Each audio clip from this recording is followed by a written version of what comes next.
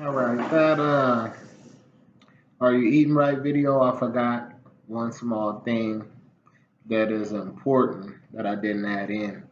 So this is to connect to that to make the rest of that make total sense. Because at the end of the day, I think the point is always getting the point. So what I forgot was the how to eat right part was right, but the flip side of it, which is uh the question, are you eating like a sheep or a goat? I forgot to go into goats. Goats eat anything, and when I was studying it, it said something pretty interesting. It said goats are curious and are known to eat anything. And there's a saying that I found to be somewhat true from experience. The saying, curiosity killed the cat. If you watch animal videos and see like cats or bobbing cords and stuff that are connected to speakers, and the speaker falls on the cat and the cat springs all in the air and stuff, it's like curiosity can cause you to trap yourself in trouble. And I think that's how a lot of nosy people end up in fights and different things that God didn't even have set up for their life. And these days, what people like to do is anything that happens to them, they like to say, oh, well, and try to make it like part of God's plan when it wasn't. There's things we're capable of that God didn't plan for us. I mean, if anybody decides to take a hot iron and burn themselves, God will let you do it. And then you can't say, you know what, God wanted me to learn. No, he didn't. You was just acting stupid.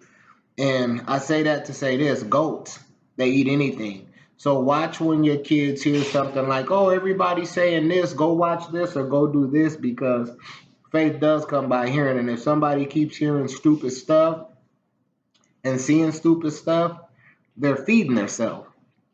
And out of the abundance of the heart, the mouth speaks. So whatever your kids fill themselves up with, and you too, eventually it's gonna come spewing up out of you. You know, I have an example that ain't gonna sound too holy, but it's real. Could you imagine if somebody invited, like they had this big giant convention, and a lot of church people, saints, and Christians all got in one big convention center and just start drinking a bunch of wine. Um, and people started to just talk and be free. You'd be surprised how many people, you'd be surprised what's in them, what they really listen to, and what they do. And, I say that to say this, make sure your kids ain't on a goat's diet.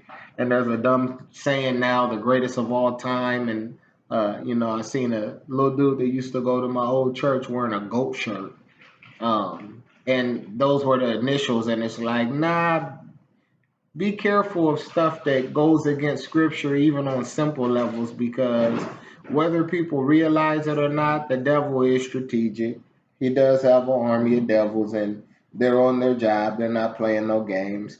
And I think of this saying where the disciples came back bragging to Jesus. They were saying like, "Yeah, we use your name, and the devils were subject to us." Basically, meaning the devils bow down when we use your name.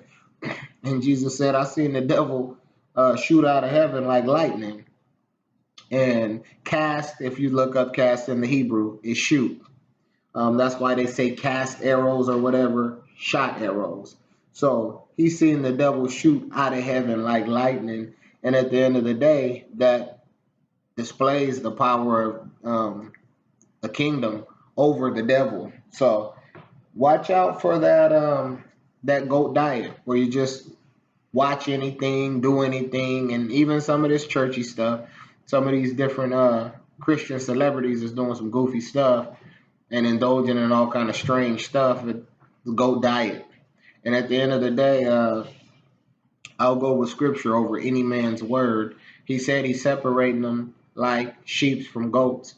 And at the end of the day, seeing that you are what you eat, what's really gonna make you, on the sheep side, who know the shepherd's voice, if you're over here eating all the trash and everything the devil puts out, you're eating it up, you're listening to it, and That's that. I don't want to make it long. I just wanted that part in because that is important, especially with training up your children and keeping your own mind clear. Because one thing I noticed the Bible did say, he said, in Isaiah when it's talking about judge between God and his people, and it points out how God plugged his people in, gave them everything they needed.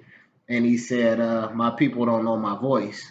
And he says, ox knows pretty much where to turn in and where to call home and who his leader is. What about my people? And basically, that's what it is. Some people are stiff necked to God because you ain't getting enough word to sustain yourself. People eat enough, drink enough water, soda, and everything to quench their earthly thirst. But how much of your spiritual thirst are you actually really quenching? Because he said, those who hunger and thirst for righteousness will be filled, not just any old body. So it doesn't matter what people choose to teach to make people comfortable. When it comes to spiritual strength, there's only one way to get it, and that's word.